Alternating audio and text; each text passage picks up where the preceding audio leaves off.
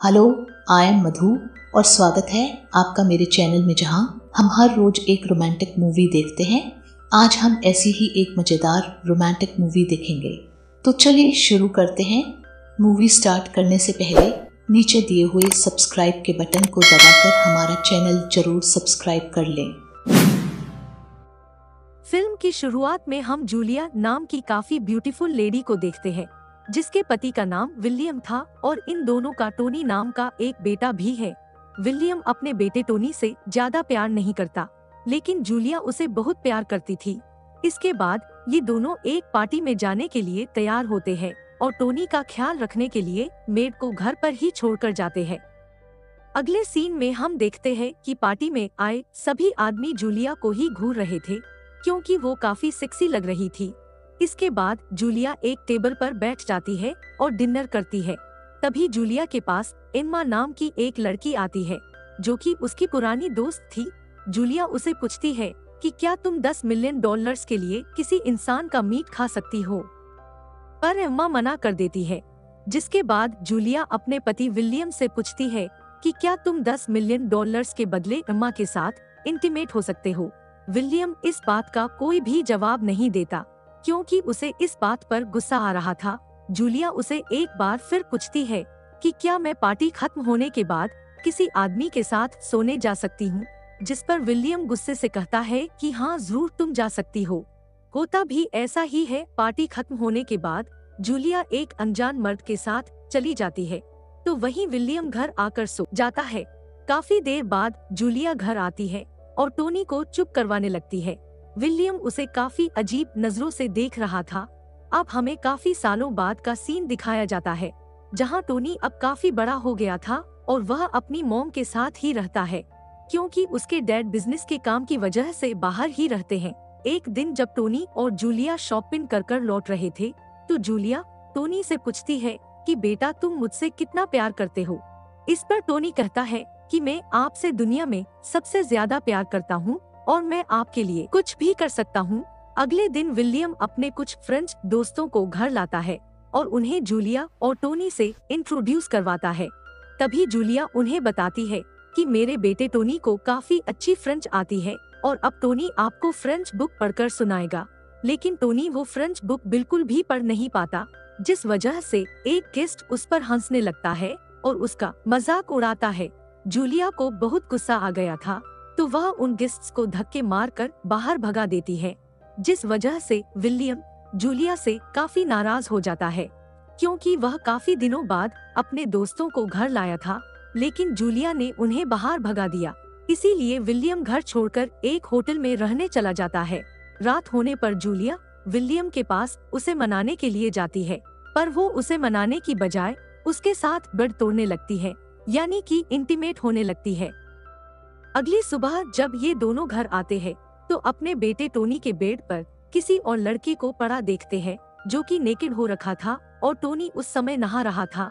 यह देखकर जूलिया और विलियम को काफी गुस्सा आता है, क्योंकि उन्हें ऐसा लग रहा था कि कहीं हमारा बेटा एक गे तो नहीं। इसके बाद हमें कुछ साल बाद का सीन दिखाया जाता है, जहाँ टोनी अब बड़ा हो चुका है और वह अपने दोस्त के साथ एक बीच पर एंजॉय कर रहा था। तभी उसकी मुलाकात सोफिया नाम की एक खूबसूरत लड़की से होती है। ये दोनों बात करते करते काफी करीब आ जाते हैं। अगले दिन टोनी अपनी मॉम को सोफिया के बारे में बताता है। यह जानकर जूलिया काफी खुश हो जाती है। कुछ दिनों बाद टोनी अपने मॉम डैड को सोफिया से मिलवाने के लिए एक बार में ले जाता है, लेकिन विलियम अपने ही बेटे की गर्लफ्रेंड यानी सोफिया के साथ फ्लर्ट करने लगता है। रात होने पर टोनी और सोफिया एक ही रूम में सोते हैं, जहां यह दोनों इंटीमेट हो जाते हैं। सुबह होने पर जूलिया किसी काम से एयरपोर्ट जाती है, लेकिन वहां वो देखती है कि विलियम और सोफिया किस कर रहे हैं। यह देखकर जूलिया काफी गुस्सा हो जाती है और वहां खड़े एक टैक्सी ड्राइवर के साथ इंटीमेट होकर अपना गुस्सा शांत करती है और घर आ जाती है। लेकिन घर आकर वो कुछ ऐसा नजारा देखती है कि उसके पैरों तले से जमीन ही खिसक जाती है। दरअसल वो देखती है कि उसका बेटा टोनी अपने एक दोस्त के साथ इंटीमेट हो रहा है। यह देखकर जूलिया को काफी गुस्सा आ जाता है और एक दिन वह टोनी को बताती है कि तुम्हारे पापा और तुम्हारी गर्लफ्रेंड रिलेशनशिप में है। सोफिया ने तुम्हें धोखा दिया। यह जानकर टोनी काफी उदास हो जाता है। अब जबकि जूलिया काफी अकेली पड़ गई थी तो वह अपना एक बॉयफ्रेंड बना लेती है जिसका नाम था जॉन। जॉन उसे हमेशा खुश रखता था। एक दिन टोनी जॉन से मिलता है और टोनी को पता चलता है कि जॉन भी एक गे है। अगले दिन जब टोनी नहा कर आता है तो वह अपनी मॉम और जॉन को इंटीमेट होते हुए देख लेता है, पर जूलिया ने आंखों पर मास्क लगा रखा था तो टोनी भी नेकेड होकर उन्हीं के बीच में लेट जाता है। अगले दिन जूलिया जॉन से कह रही थी कि मेरे बेटे के साथ ऐसा मत किया करो।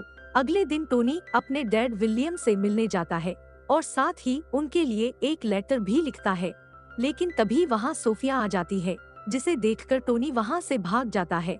लेकिन सोफिया उस लेटर को पढ़ लेती है जिसमें लिखा था कि हमें आपकी जरूरत है डैड, प्लीज वापस आ जाओ।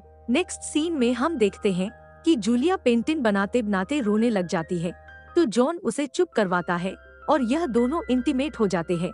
तभी वहाँ टोनी भी आ जाता है और इन्हें जॉन कर लेता है। सुबह होने पर जॉन को बिजनेस के काम से दूसरे शहर जाना पड़ता है और वह बहुत दिनों तक नहीं आता, जिस वजह से जूलिया डिप्रेशन महसूस करती है और कई बार तो वह सुसाइड करने की कोशिश भी कर चुकी थी, लेकिन टोनी उसे बचा लेता था। कुछ दिनों बाद हम जूलिया और टोनी को किसी के फ्यूनरल में देखते हैं जहां विलियम सोफिया के साथ आया हुआ था, लेकिन वो जूलिया और टोनी से बात तक नहीं करता। अब हमें फिर से कुछ सालों बाद का सीन दिखाया जाता है जहां अब जूलिया और टोनी लंदन शिफ्ट हो गए थे और उनके वहां काफी नए दोस्त भी बन गए थे।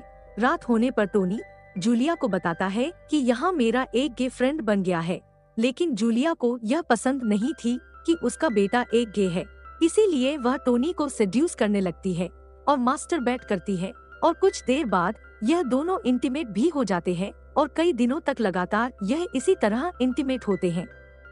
लेकिन एक दिन अचानक टोनी की दिमागी हालत खराब हो जाती है, लेकिन वो इस पर ज्यादा ध्यान नहीं देता। अगले दिन टोनी की किसी बात को लेकर जूलिया से लड़ाई हो जाती है। अब जबकि टोनी की दिमागी हालत खराब थी तो वह चाकू से जूलिया को मार डालता है और खुद ही पुलिस को कॉल कर देता है। जब पुलिस वाले वहां पहुंचते हैं तो वह देखते हैं कि टोनी अपनी मॉम की डेड बॉडी के पास बैठकर नूडल खा रहा है, जिसके बाद वह उसे मेंटल हॉस्पिटल ले जाते हैं। लेकिन कुछ दिनों बाद टोनी हॉस्पिटल में ही सुसाइड कर लेता है और यह फिल्म यही खत्म हो जाती है।